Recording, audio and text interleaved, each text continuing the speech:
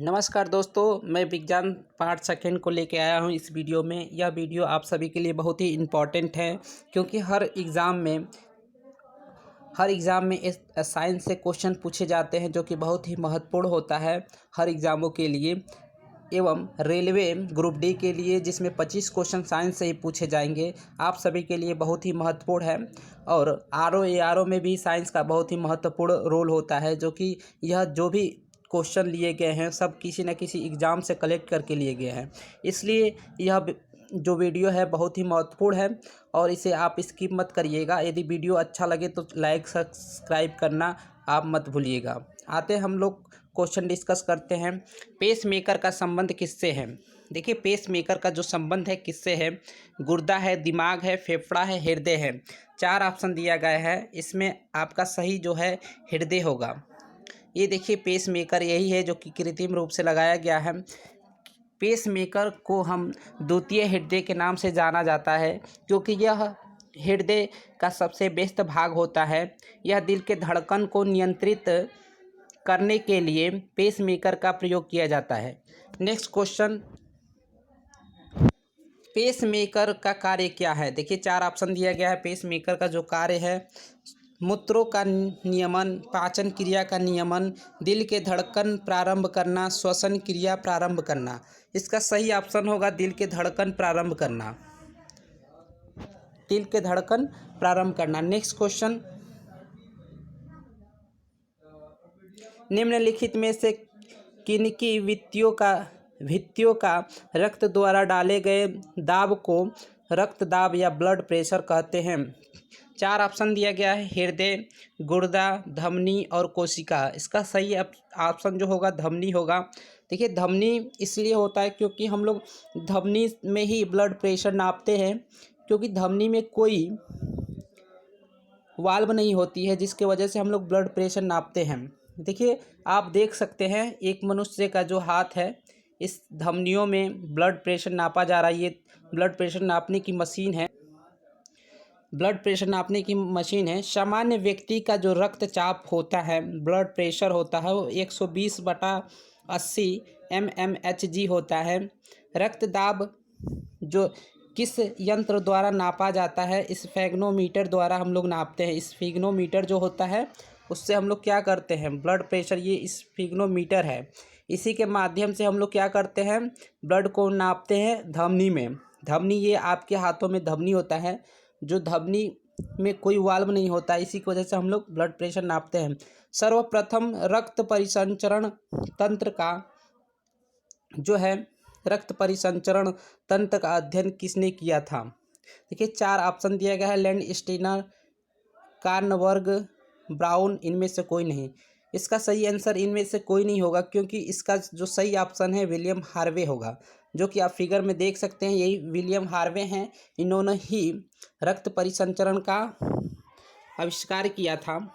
देखिए, जो blood pressure होता है, सर्वप्रथम ब्लड प्रेशर को नापे थे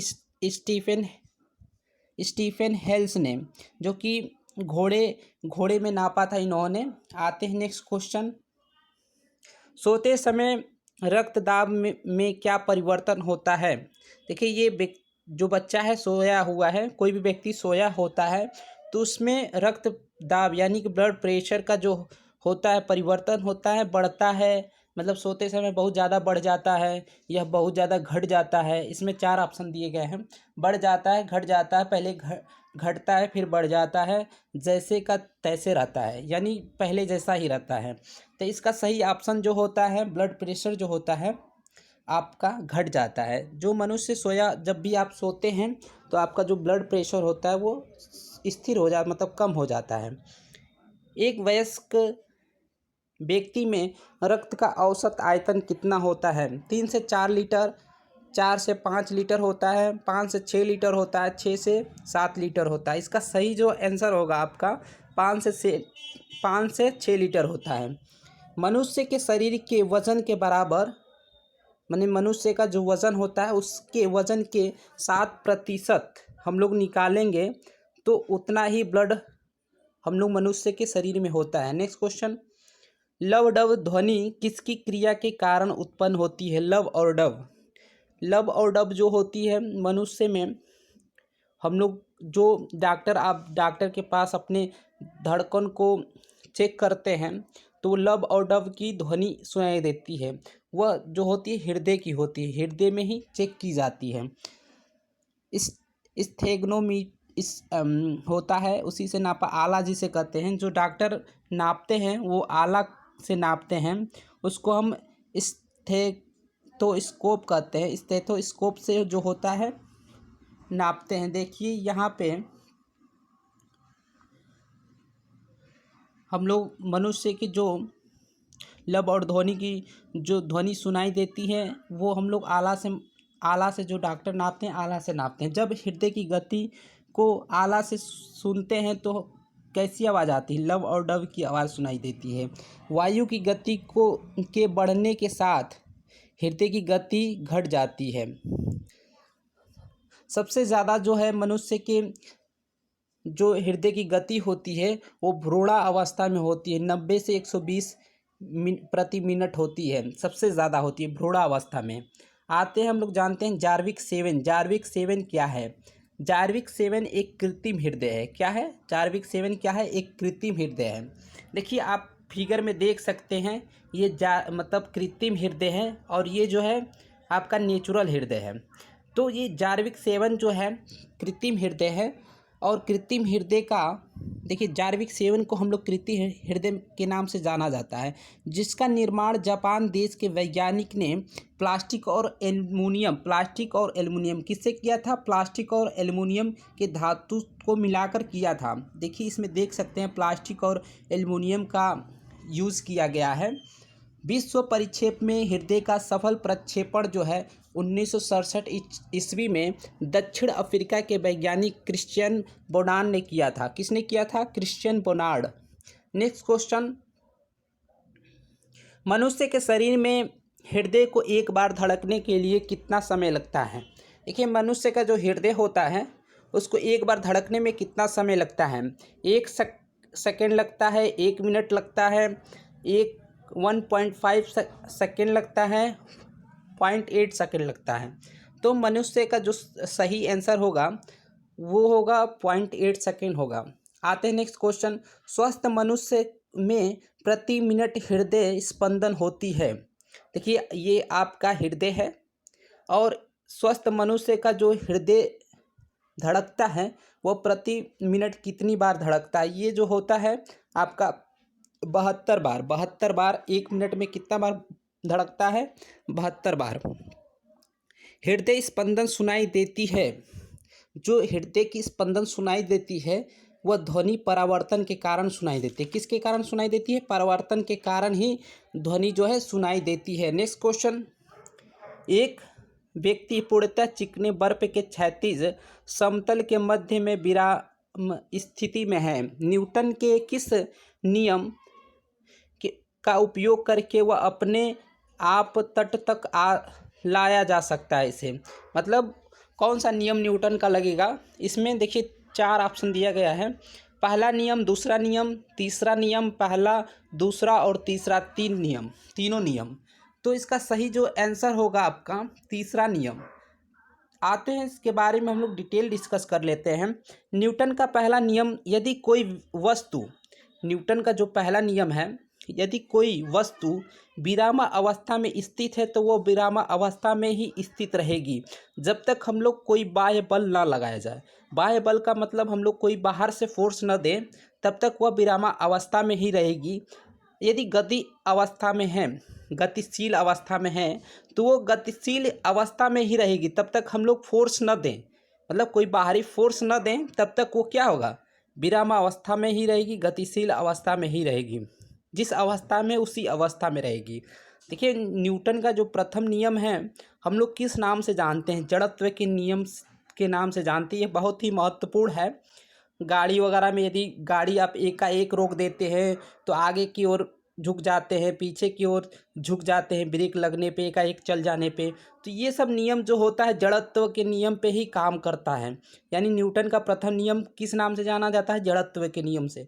नेक्स्ट क्वेश्चन, न्यूटन का द्वितीय नियम, न्यूटन का सेकेंड लॉ किसी भी वस्तु के संवेग परिवर्तन की दर उस पर लगाए गए बल के समानुपाती होती है तथा संवेग परिवर्तन की दिशा वही होती है जो बल की दिशा होती है।